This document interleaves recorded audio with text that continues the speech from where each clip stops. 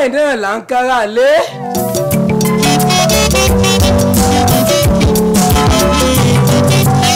Ẹ̀rẹ̀ wá báyìí náà là ń kérú ọ̀nà. Ebi ẹ̀kọ́ àtijọ́ náà là ń kiri ẹni tó bá ti tójọ́ mẹ́ta.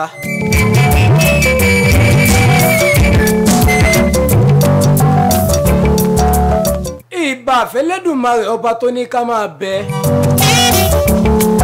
Àìní bẹ mọ́ ṣe bí t'Ẹlẹ́dùmarè mi ní ọba mi òkè. Ọba tó tẹ́lẹ̀ fún wa bí ẹni tẹ́ní. Kábíyèsí ó ta sánmọ̀ fún wa bí ẹni tasọ.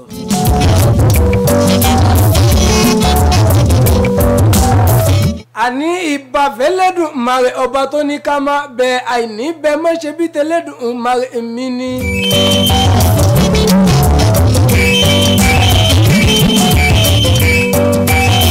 Tọ́ Elédùmarè ìjà wa máa bẹ ni o.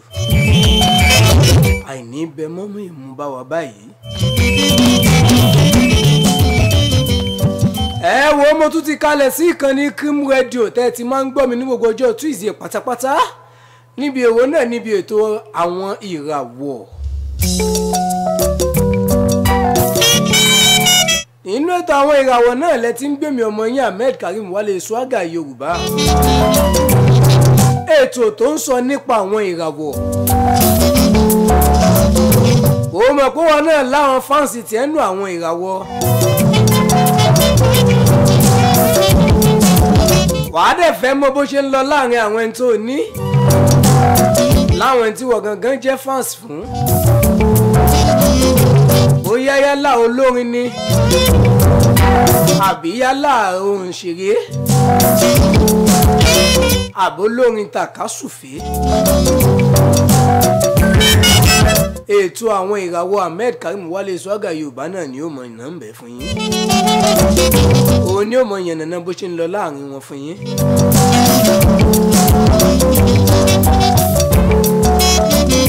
Ẹ̀yin súré tètè máa bọ̀ ní ìkànnì Cream Radio. Jẹ́ wá polówó ọjà yín lọ́lọ́kan òjọ̀kan. Èèyàn kì í bá wa dòwò pọ̀ kó sọ̀tì rí. Nígbà tí èṣàyé.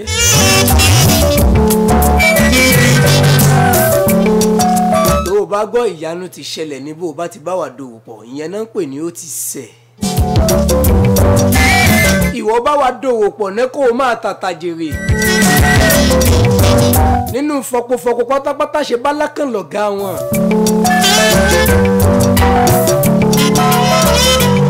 Nínú gbogbo ìkànnì rédíò pátápátá, ìkànnì Cream Radio náà ló bá gbogbo wọn. Ṣé bí n tó bá jóhun náà ló yẹ ká fi wé ohun. Bí èpo ẹ̀pà ṣe jọ pọ̀ sí ẹ̀ lérí, náà ni ìkànnì Cream Radio ṣe jọba fún gbogbo wọn pátápátá. Ìwọ ṣáà ti wọ Facebook ẹ kó o tẹ Cream Radio sí gẹ́gẹ́ báyìí náà ni ó gbé wá. Ó láǹfààní àti máa wò mí ọmọ yẹn live and direct. Bákan náà o tún lè wò ó Facebook Ahmed Karim náà.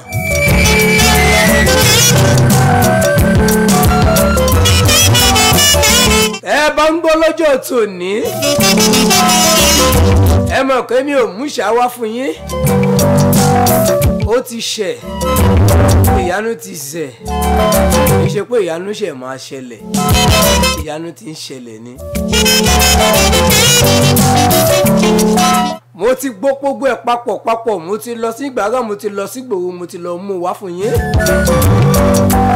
Àwọn tó jọ́gà mi lọ òṣèré tíátà náà wọ́n ti pè mí, wọ́n ti sọ bó ṣe ń lọ fún mi. Àwọn tó jọ́ lọ́jọ́ bí òní àti látijọ́ Tuesday tí mo ti kó lórí ètò gbogbo ẹ̀ náà lẹ́mọ̀ gbọ́ lọ́jọ́ tòní. Gbogbo bó ṣe ń lọ láàrin wọn náà gbogbo ẹ̀ náà lẹ́mọ̀ gbọ́.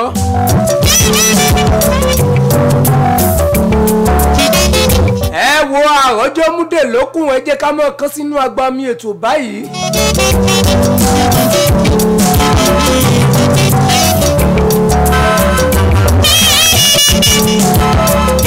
Níbi tí màá ti kọ́kọ́ máa mú wá fún yín.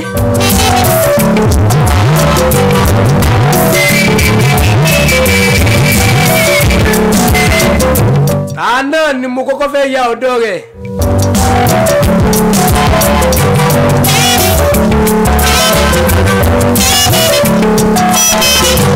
Gbajúgbajà òṣèré onítíátà náà ni ẹni tẹ́ mọ̀ bí ẹni mowó.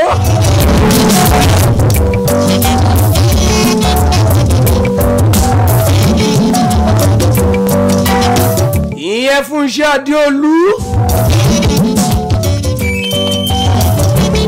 Ọ̀gá Fúnṣẹ́ Adéolú ti fi léde lórí Instagram page wọn o.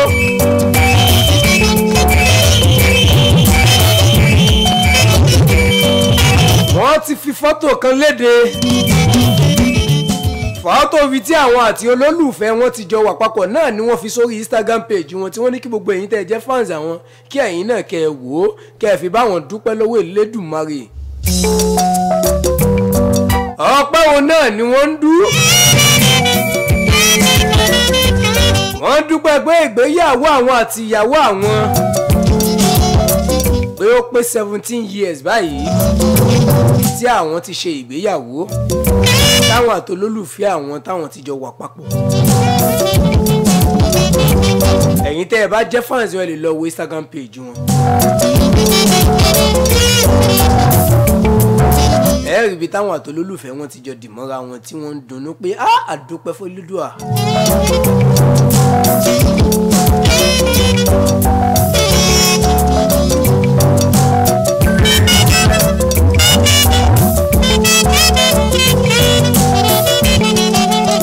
Bákan náà ni màá tún máa yọ dọ́ta náà ni ọmọ tí wọ́n sọ lọ́wọ́lọ́wọ́ báyìí ó jẹ́ pé bí 2021 ṣe ń parí lọ yìí wọ́n bá lóun ló kàn tí ayé máa gbọ́ á nírọ́ ni wọ́n bá lóun ló kàn tí ayé máa mọ̀ á nírọ́ ni yálà lórílẹ̀‐èdè Nàìjíríà àti lókè òkun àti káàkiri àgbáńlá yóò hùn gangan sọ pé irọ́ ni. Ta náà ni mò ń ké sí ni Àbíbù Òkìkíọlá náà ni mò ń ké sí ni. Ìyẹn tí gbogbo èèyàn mọ̀ sí Portable Zazu. Bó bá ti dákọ̀ Zazu ẹ̀yin tẹ́ wà nílẹ̀ tí mo bẹ́ẹ̀ ṣe máa ń dà padà pé zẹ̀ Zazu zẹ̀. Ọlọ́mọ ṣọmọ tèmi náà lólógo ọmọ o. Ṣèmi náà lólógo ọmọ. Ṣọmọ mi lólógo ọmọ. Gbogbo ẹ̀yin tẹ́ wà nílé náà Elédùà ó ṣọmọ yín lólógo ọmọ.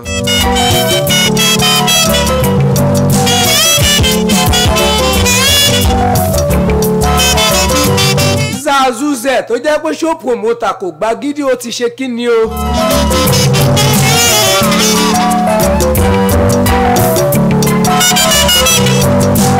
Kò gba gidi ti lé Zazu zẹ̀ o. Látàrí ọ̀rọ̀ wo tí Zazu zẹ̀ sọ ìyẹn Portable fẹ́yìn DJ tẹ́ mọ̀ dáadáa sí Portable. Ó ti sọ̀rọ̀ o. Ó ní tí Portable sọ lórí Instagram page ẹ̀ àti TikTok ẹ̀ tó fi léde wípé Pokoli jí owó òun. Níbo náà ni níbi show kan tí Wizkid ti náwó fún ni. Níbi show tó ti láǹfààní àti máa pàdé Wizkid ìyẹn Ayọ̀dèjì. Gbogbo yín mọ̀ bí ẹni mowó. Tó jẹ́ gbajúgbajà nǹkan kiri káàkiri àgbáńlá ayé.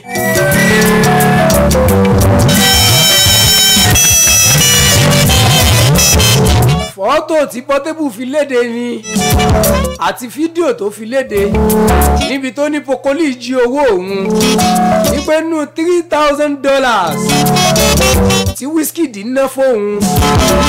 Ó ní Pokoli $600 ló fóun o. Ẹ̀gbọ́n ṣe ìlò wa jìnnà sífẹ̀. Àwọn òkúkú bá wọn débẹ̀ àmọ́ bí Zazu zẹ̀ ṣe sọ nìyẹn. Ó ní ṣó yẹ kó máa rí bẹ́ẹ̀. Ibẹ̀ làwọn fans náà ti wá react padà. Inú bí àwọn fans wọ́n ní ṣó yẹ kí Zazu zẹ̀ sọ ohun tó sọ. Àwọn kan tún ní ṣó yẹ kí Pokoli tún jí owó. Ẹwà àwọn nu Ọlọ́run nù. Báyìí báyìí ni kò gbàgídí ṣe wá lé Zazuzẹ pé kò tiẹ̀ kọ́kọ́ padà sí Ṣàngó wọn ná kọ́kọ́ padà sábúlé tó ti kọ́kọ́ wá ná ó fáwọn láǹfààní díẹ̀ ó fáwọn láàyè díẹ̀ ṣé kátẹ́gùn fẹ́ sílẹ̀.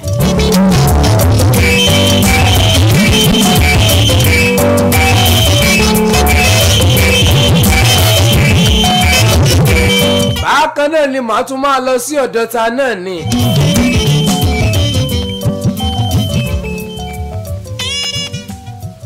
ọ̀dọ̀ bàbá wa kan tẹ́ mọ̀ bí ẹni mọ owó náà ni tó jẹ́ pé tá a bá ń sọ̀rọ̀ nípa ìmọ̀ tẹ̀sìn ẹ̀ lè kó yọ wọn kéré ní ìlú wo náà ni ní ìlú Ìlọrin.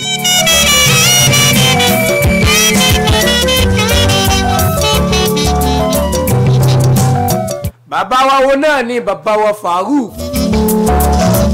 àwọn náà ni wọ́n ti fi joyè báyìí nílùú Ìlọrin o tí gbogbo àwọn olólùfẹ́ wọn wá ń kí wọn kú oríire o lórí Instagram page wọn àtẹni tó jẹ́ friend wọn ní Facebook àwọn tó jẹ́ followers wọn gbogbo wọn ni wọ́n ń kí bàbá. bákan náà ní Ṣọlágbadé náà ń bá bàbá yọ̀ tóun náà fi léde sórí Instagram page ẹ̀ fọ́tò ibi tóun àti bàbá ti jọ wà papọ̀. oyè wọn náà ni wọ́n fi bàbá jẹ o wọ́n fi wọ́n jẹ 4th Mufti of Ìlọrin Mufti ẹlẹ́ẹ̀kẹrin ní ìlú Ìlọrin. bàbá oyè àmọ́rí ẹ̀mí yóò lò pẹ́ ẹ̀mí yóò gùn. àwọn òṣìṣẹ́ ìkànnì Cream Radio àti ọ̀gá wa ní ìkànnì Cream Radio náà ń kí yín pé ẹ kú oyè tuntun tẹ̀ jẹ.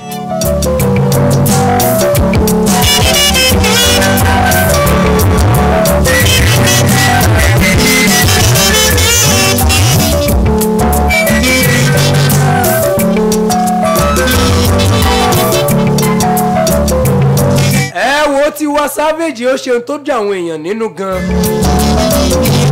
kí náà ló ṣe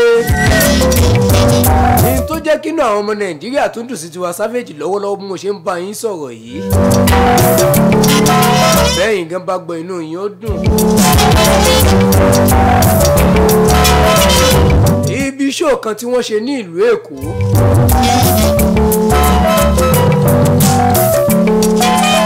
ìyẹn tí wọ́n pè ní Live Sport Festival in Lagos tí wọ́n ṣe ní kòpẹ́kòpẹ́ yìí àbí kí n sọ pé ní ọ̀sẹ̀ tó kọjá ìyẹn ni wọ́n ṣe show náà. ibẹ̀ ni Tiwa Savage ti pàpè Zazuzẹ àṣìṣọ òtásìwé ibẹ̀ ló ti pàdé Zazuzẹ ìyẹn tẹ́ mọ̀ sí Portable tí Tiwa Savage náà sì náwó fún. àmọ́ ibẹ̀ yẹn kọ́ ni mò ń lọ ibi tí mò ń lọ náà ni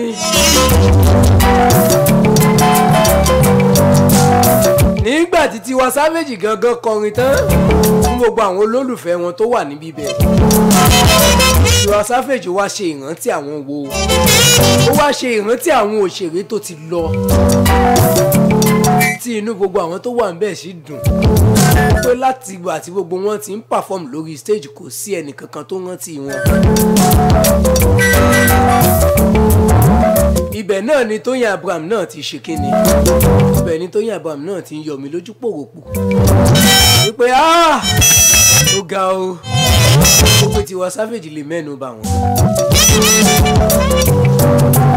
Babátúndé Omídínà ìyẹn bàbá Sùwé tí wọ́n kú ní kòpẹ́kòpẹ́ Tiwa Savage náà dákọ̀ wọn.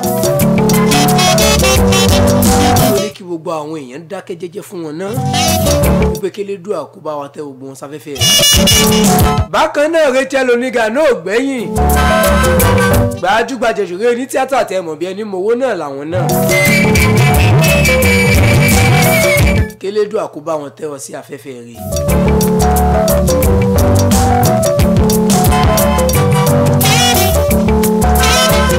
bákan náà ọmọdékùnrin kan náà ni ìyẹn gbogbo mọ̀ pé gbogbo yín náà lẹ́ ti máa gbọ́ ìyẹn ọmọdékùnrin kan tí wọ́n lù pa nílé ìwé ìyẹn tí wọ́n náà ní hostel tó ń gbé tí wọ́n ní àwọn akẹgbẹ́ rẹ̀ náà ló nà án tí gbogbo àwọn òǹkọrin àti òṣèré onítíátà tí wọ́n sì fi ẹ̀hónú hàn pé wọ́n gbọ́dọ̀ wá àwọn tí ó pa ọmọkùnrin jáde. bákan náà Tiwa Savage tún rántí ọmọdékùnrin yìí o ọmọdékùnrin tá à ń sọ tí ó jẹ́ ọmọ ọdún 12. Àbíamọ kú ọ̀rọ̀ ọmọ irú ẹ̀ ò ní ṣẹlẹ̀ ń fámílì wọn mọ́, ẹ ò ní ogun ìfọsẹ̀jẹlẹ̀ mọ́ lágbára Elédùmarè. Bẹ́ẹ̀ ni ó rí, bẹ́ẹ̀ ni ó rí.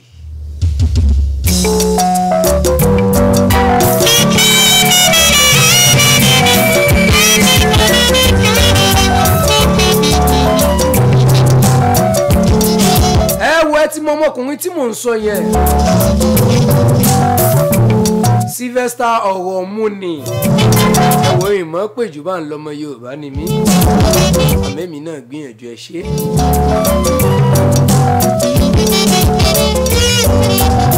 Àwọn títí wọ Savage rántí náà ní níbi show tí mo dákọ yẹn níbi Live Sport Festival in Lagos. Ibẹ̀ ló ti ní kí wọ́n dákẹ́ jẹ́jẹ́ fún wọn.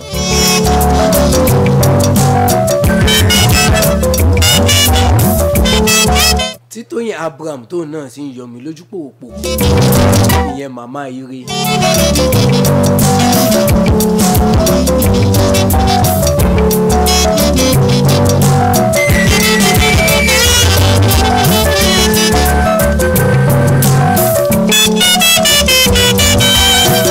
Ẹ wo láì fi ọ̀pá pọ̀ lọ péjò.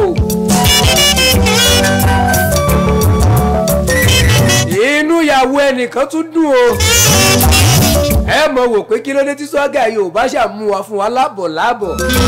Mo fẹ́ kó máa ṣọ́ọ̀kì yín ni. Mo dẹ̀ wọ̀n kẹ́yìn tẹ́ wọn alégàn yín gan ò ní gbà.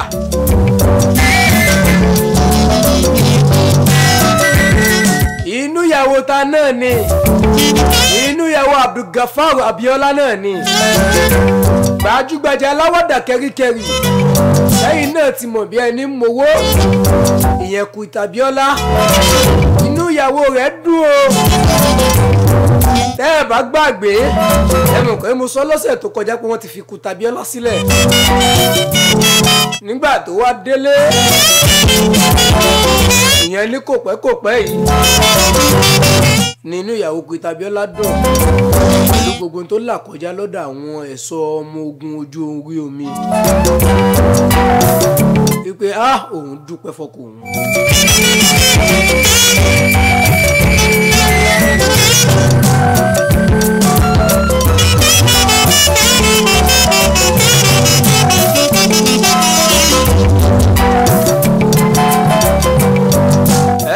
Mi ò ní rí mu wá fún yín jù báyìí lọ ní abala abẹ yẹn.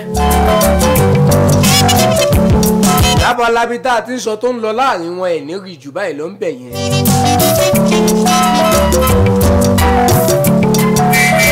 Ẹ jẹ́ ká máa kán sí abala bí tá a ti ń dákọ̀ ọjọ́ ìbí wọn.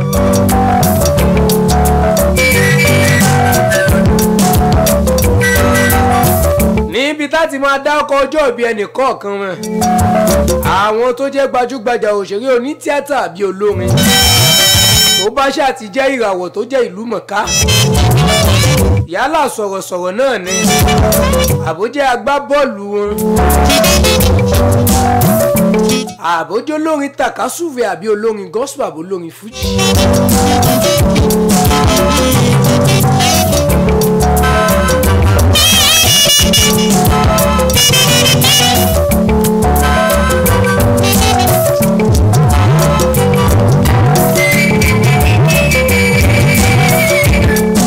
Ẹ wo màá gbéra lọ sọ́dọ̀ ta náà ni ọ̀dọ̀ ẹ̀gbọ́n wa dáadáa ni. Wọ́n tiẹ̀ ti bírù tèmi dádì tèmi náà jẹ́, àmọ́ ẹ̀gbọ́n ẹ̀yìn kọ̀ọ̀kan tẹ́ ẹ jábùrò fún wọn ni. Ó jẹ́ kí gbogbo yín pátápátá lẹ fẹ́ràn wọn, àmọ́ tó jẹ́ fún bàbá wa pàápàá jùlọ àwọn ọmọ kéékèèké tá a wà ní industry. Ọmọ èké ni mí wájú ẹ̀yin tẹ́ ẹ jọ́gà mi, ọmọ iṣẹ́ ni mí. Ọjọ́ wo la bí àkàrà tèmi ní ọmọ ní mò ń bímọ náà. Ẹ jọ bàbá mi dáadáa ni Alhaji Táyé Currency náà ni. Àwọn náà ni mò ń ké sí Alhaji Adébísí Táyé Currency. Àwọn náà ṣe ọjọ́ bíi tiwọn ní ọ̀sẹ̀ tá a lò kọjá yìí.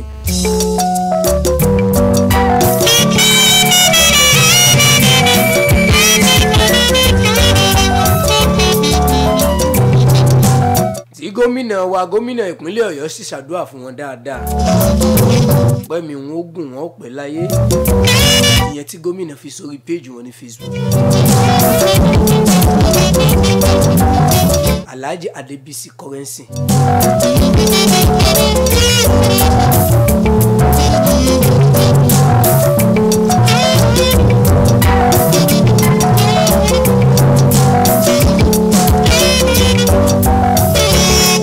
Bákan náà ni màá tún máa lọ ọ̀dọ̀ ta náà ni ọ̀dọ̀ Nollywood actress náà ni ẹni tẹ̀mọ̀ bí ẹni mowó tó jẹ́ pé ní kòpẹ́kòpẹ́ lòun àtẹnìkan jọ ní ìfàǹfà àmọ́ tó jẹ́ pé àwọn fans wọ́n react àwọn fans ní tí wọ́n ṣe ò dáa bẹ́ẹ̀ làwọn kan ní tí wọ́n ṣe dáa síta náà ni sí Bàbá Ìjẹ̀ṣà láì tí ì sọ àwọn èèyàn ti mẹ́rin tí mo fẹ́ sọ.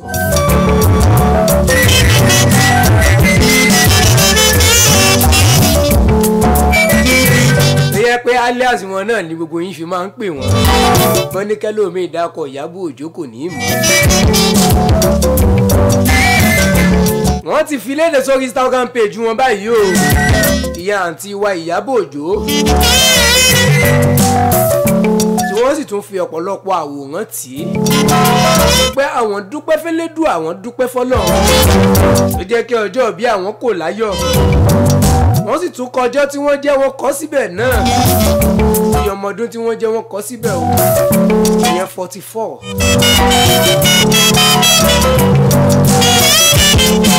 Ìyábọ̀ Òjó ti ṣí birthday rẹ̀ báyìí 44th birthday òní gangan náà ni wọ́n ń ṣọjọ́ bí wọn àwọn ọlọ́jọ́ bí òní gangan nìyẹn. Ìkànnì Kum Radio náà ń kí yín o pé ẹ ṣọ̀pọ̀ ọdún láyé.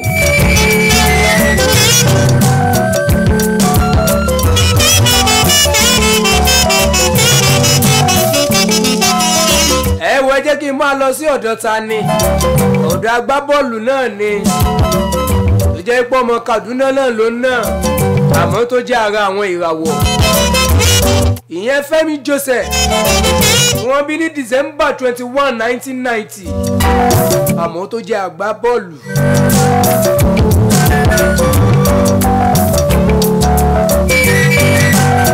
Bákan náà ni Kennedy Eriba wọ́n bí òun náà ní December 21, 1990 tó jẹ́ pé iṣẹ́ kan náà jọ làwọn méjèèjì tún jọ yàn láàyè àmọ́ tí wọ́n ń ṣọmọ ìlú kan náà ṣùgbọ́n ọdún kan náà ni wọ́n bí wọn ìyẹn fútbọ́là ó jẹ́ ọmọ Jos.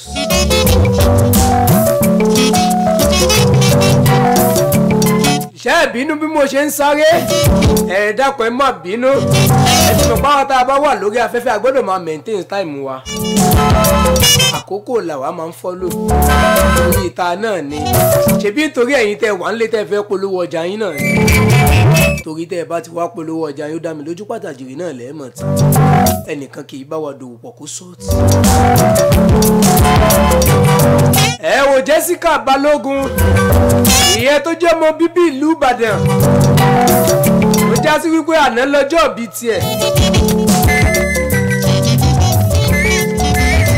December 20, 1988 òun ni wọ́n bí Jessica Balógun o àmọ́ tó jẹ́ pé Germany ló fi ṣe ibùgbé ó wá jẹ́ boxer ní Germany.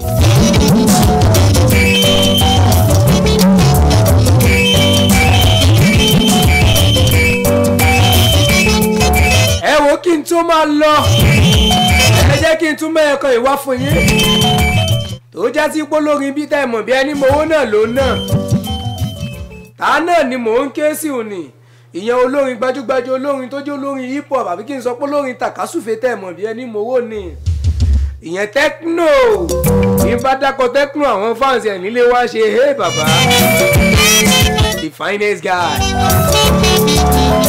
ọmọ dára ó dẹjọ́ àmọ́ tó jẹ́ pọ̀ mọ́ Bauchi náà ni Nigerian singer songwriter and producer náà ni òun náà ni Tekno. Ẹ̀yin tẹ́ ń wò ẹ máa like kẹ́ ẹ máa bá wa share rẹ̀ ẹ máa like lógúnlógún kẹ́ ẹ máa share rẹ̀ lọ́gbọ̀nlọ́gbọ̀n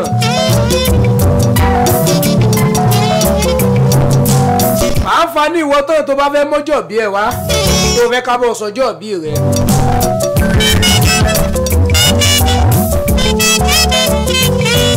o lè tẹ́ẹ̀tì ẹ̀ sí wa àbí kó o wá rí wa ní ìkànnì Kim Radio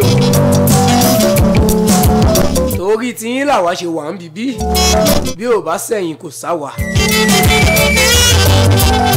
àbí kó o pè sórí ẹ̀rọ ìbánisọ̀rọ̀ tèmi gangan ìyẹn WhatsApp mi WhatsApp number ni o tó bá pè mí mi ò lè gbé o ẹ mọ́ bínú kí n ṣàfojú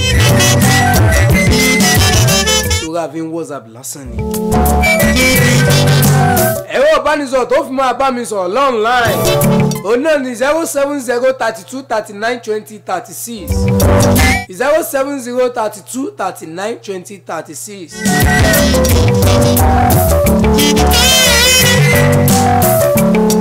ẹ wo kí n tó máa lè mí ẹ máa sọ fún yín pé èmi náà lọmọ bàbá alára tó ń gbénú alára tó fi ń dára fún gbogbo ọmọ alára pátápátá.